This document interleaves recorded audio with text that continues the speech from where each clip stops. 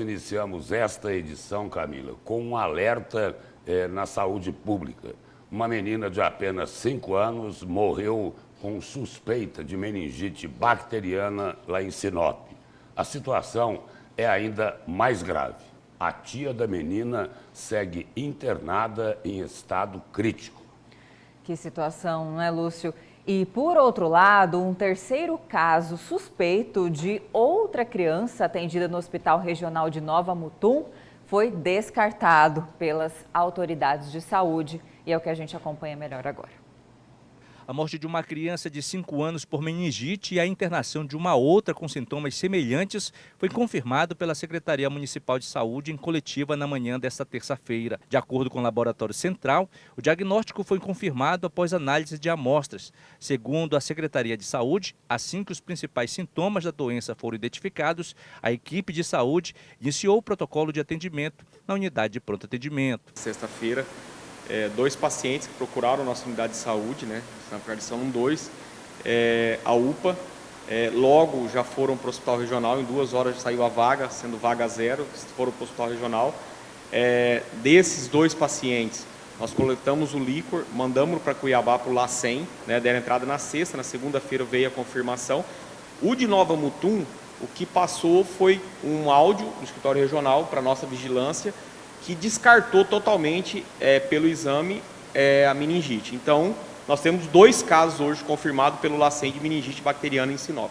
A Secretaria também informou que as vacinas são disponibilizadas pelo Ministério da Saúde e seguem sendo ofertadas conforme o calendário vacinal. A vacina ela vem pelo Ministério da Saúde, então a vacina que tem em Curitiba, em São Paulo, tem em Sinop, né? Então, o Ministério da Saúde ele manda a meningo C, a meningo ACWY. Então, essas 2 vacinas nós temos na nossa rede, disponível em todos os nossos CIAs, nas unidades de saúde, onde tem a vacinação, e isso é disponível no Brasil inteiro. As famílias das crianças também estão sendo monitoradas pelas equipes, como medida de prevenção e controle. A partir do momento que fomos informados, na sexta-feira à noite, inclusive, né, era quase meia-noite quando houve a informação, nós já entramos em contato com toda a nossa equipe para começar a busca in loco desses familiares, dessas crianças, tá?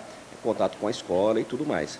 Já foi estabelecido ali um grupo, né, de contenção, né, de crise, não podemos chamar dessa forma, né, um grupo de contenção de crise ali, que é o protocolo para conseguirmos evitar novas infecções, o que de fato aconteceu. Tá? Podemos perceber que apenas os 2 casos primários permanecem com infecção e o trabalho da vigilância de prevenção está sendo bem realizado. No primeiro momento, a gente, em contato com a saúde, mandou uma notificação para as escolas, para a escola, para enviar às famílias, dizendo os cuidados, as prevenções que precisavam ser feitas. Se caso houvesse algum sintoma, procurar a unidade de saúde. Algumas famílias procuraram a unidade de saúde e também nós entramos em contato com a diretora falando sobre a suspensão das aulas na quarta, quinta e sexta-feira. Mas isso é mais para um cuidado mesmo, porque, segundo o Jorge já nos passou, não há um perigo de infectação de ninguém naquele ambiente. A volta dos casos de meningite em Mato Grosso coloca as autoridades de saúde e a população em alerta. Em Sinop, como nós informamos, foi confirmada a morte de uma criança apenas de 5 anos. A tia dela, de 24 anos, está internada em estado grave e ambas são vítimas do tipo B da doença. A morte da pequena Cecília Emanuele de Melo, de 5 anos, na última segunda-feira em Sinop, ligou o sinal de alerta no estado. Ela foi vítima da meningite tipo B. A tia, de 24 anos, segue internada no Hospital Regional do município em estado gravíssimo. Na mesma cidade, uma adolescente está internada e a escola onde a criança estudava foi fechada por segurança e passou por desinfecção. Dados oficiais revelam que entre 2020 e 2023, Mato Grosso registrou 257 casos de meningite. Enquanto as autoridades da saúde tomam medidas de segurança para conter o avanço da doença, os médicos alertam a população. Quando se fala em meningite, só o it final a gente já sabe que é importante, que dá uma indicação de que são processos inflamatórios infecciosos. E a meningite atinge aquelas membranas que envolvem o cérebro. São em número de 3, é ali que circula o líquor, né, que é um protetor do nosso cérebro, é produzido na própria cavidade craniana. E, obviamente, qualquer infecção nessa área, existe outros tipos de infecção, por exemplo, abscessos cerebrais, tal, mas as infecções que afetam as meninges têm que ser levadas em conta. Lógico, são 3 tipos básicos. Temos o tipo viral, temos o tipo bacteriana e temos bactérias exóticas, às vezes, e temos, né, aquela que é fúngica. Então, nós precisamos ter uma atenção extrema, porque, na realidade, a gente tem aí um momento que pode ser mais crítico para a saúde pública no decorrer. Está se fazendo toda a investigação dos casos, né? Vai chegar à plena conclusão de como foi feito essa transmissão, essa contaminação, e a gente tem que realmente fazer o que foi feito lá, tentar o bloqueio, fazer a investigação, né, médica do casos, né? Queremos que não tenha mais nenhum caso, sempre lembrando que são doenças sérias. Apesar da vacina contra a meningite estar disponível na rede pública para crianças e adolescentes entre 11 e 14 anos e grupos prioritários, conforme o calendário nacional, é preciso estar atento aos sintomas, como explica o Dr. Marcelo Sandrin. A vacina existe, né? Tem para todos os tipos. Fungo já é mais complexo, mas também é o mais raro, né? E você tem que procurar, como sempre, né? Existe uma teimosia, as pessoas tentarem, né, ir contra as vacinações. Estamos sofrendo aí com a vacina da gripe que está encalhada. É melhor procurar o serviço médico, ver como fazer, ir na saúde pública. E as vacinas têm o seu valor, mas elas são preventivas. Quando existe o caso, ou já existe a possibilidade de transmissão, obviamente vai se fazer bloqueio, né? As crianças estão lá, se não tem sintoma, vai ficar em observação e vai fazer a vacina. Agora, de onde é que veio, para onde é que vai, só as autoridades vão colocar.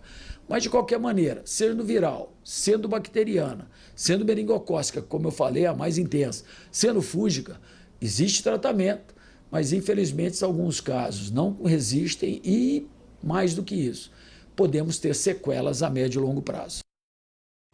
E continuamos neste assunto da saúde porque, com uma alta de mais de 800% nas notificações de influenza A e B em Cuiabá, a Prefeitura reforça algumas orientações. E quem vai trazer quais são essas orientações em específico e falar mais sobre esse assunto que tem preocupado muito as famílias aqui em Cuiabá, Várzea Grande também, é o repórter Diego de Rodrigues. Diego, bem-vindo, boa tarde para você. Nos casos de crianças com esses sintomas da influenza, qual é a orientação da Prefeitura e da Secretaria de Saúde? Boa tarde. Oi, Camila, muito boa tarde a você e a todos que nos acompanham aqui no Jornal do Meio-Dia. Veja só, Camila, infelizmente alta nos casos de sintomas gripais, principalmente agora nesse período. A gente sabe que é um período sazonal aí, porém, contudo, entretanto, todavia, as crianças estão com muitos sintomas gripais. E aí, segundo a Prefeitura, Camila, a orientação neste período, principalmente para aquelas crianças que têm alguma comorbidade, a orientação é não levar à escola, ou seja, à unidade escolar. E para falar sobre este assunto, eu converso agora com o Bruno Santos, que é coordenador da Vigilância Epidemiológica aqui de Cuiabá. Coordenador, primeiramente, obrigado pela participação conosco. Tarde calorosa aqui em Cuiabá para falar sobre um assunto muito importante, que é essa questão dos sintomas gripais. Uma alta aí, segundo a Vigilância Epidemiológica, em mais de 800%. É uma orientação ou uma obrigação para que esses pais, então, não levem essas crianças? Boa tarde, bem-vindo aqui ao nosso Jornal do Meio-Dia, coordenador. Boa tarde, Diego. Boa tarde a todos. Também quero de antemão já agradecer o espaço. Nós entendemos a importância dos meios de comunicação para que a gente traga essas informações, essas orientações para toda a nossa população. Então, é esperado para esse momento do ano, esse período de outono e inverno, o aumento da circulação dos vírus que causam a gripe, né? Gripe comum, isso inclui influenza, Covid, outros vírus respiratórios. Então, nós mantemos uma situação de alerta durante todo esse período, com acompanhamento sistemático desses casos, para que a gente oriente a população. Então, nesse momento, no cenário atual, nós estamos dentro de um número de casos que é esperado, por ser esse período sazonal, como você muito bem já colocou, mas nós temos algumas recomendações. Como para qualquer outra doença infecto-contagiosa, que a gente chama, né, que são essas doenças que podem ser transmitidas entre pessoas, a gripe em si ela é uma doença de fácil contágio entre pessoas. Então, qualquer pessoa, cidadão, criança que tiver sintomas como tosse, febre, dor de garganta, dificuldade respiratória, sugestivo de sintomas de gripe, a recomendação é que procure atendimento médico. Esse atendimento médico que vai definir se esse caso é um caso suspeito, um caso confirmado de gripe, e aí a recomendação é que seja afastado de suas atividades durante esse período sintomático para a gente evitar essa contaminação entre pessoas. Ou seja, não somente para as crianças, né, uma orientação aí por parte da Prefeitura, como também para todos os cidadãos aqui de Cuiabá. Isso mesmo. A gripe ela não escolhe faixa etária, então é um vírus que circula em todo o mundo, ele está amplamente difundido nas populações, e então aqui no Brasil não é diferente.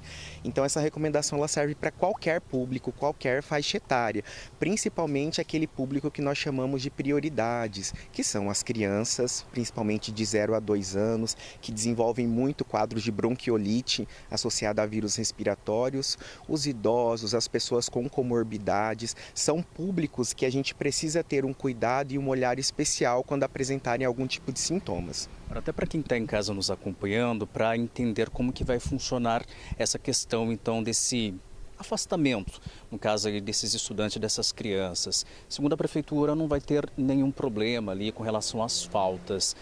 Isso está em alguma nota técnica, nota recomendatória? Qual é a informação que a Vigilância Epidemiológica pode repassar a esses pais?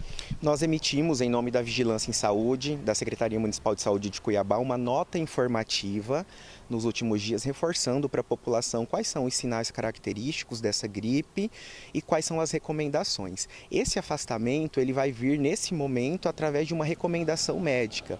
Então, através de um atestado, uma declaração médica que justifique no centro de ensino ou no trabalho que aquela pessoa ela está sendo orientada a se afastar das suas atividades por conta desse quadro viral. Ou seja, não haverá essa falta de acordo com a Prefeitura, né? Tendo aí todo esse protocolo sendo seguido. Isso, se tem uma recomendação médica com uma documentação que justifique a ausência daquela pessoa às suas atividades, seja de educação ou do trabalho, essa justificativa ela precisa ser validada por um profissional de saúde. Outra informação importante, apesar de tudo isso, temos a vacina já disponível em todas as unidades de saúde para o grupo prioritário. Como que está essa procura? Está baixa? Está ali razoável? Como que a Vigilância Epidemiológica está avaliando tudo isso? Então, nós temos uma expectativa de vacinar em torno de 253 mil pessoas durante esse período de estratégia de imunização para os grupos prioritários, que são os profissionais da saúde, profissionais do transporte, da educação, pessoas em situação de rua, privadas de liberdade. É o público-alvo nesse momento, porque nós entendemos que são pessoas mais vulneráveis. Essas vacinas já estão distribuídas em todas as unidades de saúde da família que possuem sala de vacina. Nós já estamos vacinando toda a população. No próximo sábado, agora, nós teremos o dia D, onde as unidades estarão abertas durante todo o dia, sem fechar para o horário do almoço, para facilitar para que a população possa buscar por esse serviço, por essa vacina que é gratuita. É uma vacina muito bem qualificada, que protege por pelo menos 3 tipos de vírus da influenza que mais causam as gripes. Então nós reforçamos para a população que procure a sua unidade de saúde mais próxima da sua casa, seja em horário comercial ou no próximo sábado, para realizar a vacinação. Coordenador, obrigado pelas informações. Só reforçando que no caso aí das crianças, temos o Centro Médico Infantil que está preparado para receber então essas crianças, e no caso dos adultos, adolescentes, temos as unidades de pronto atendimento em casos mais graves. É sempre importante reforçar isso, senão a porta de entrada, literalmente, a gente falando sobre isso, são as unidades de saúde. O posto de saúde, como a Dona Maria e o seu João conhece. Ou seja, por enquanto, criançada está com sintoma gripal em casa, mamãe, papai, orientação é não levar para a escola para evitar então aí que o contágio esteja maior entre outras crianças também. Se você é adulto, procure então a unidade básica de saúde. Recomendações dadas, informações repassadas. Eu volto contigo ao estúdio, Camila. Obrigada, Diego, pelas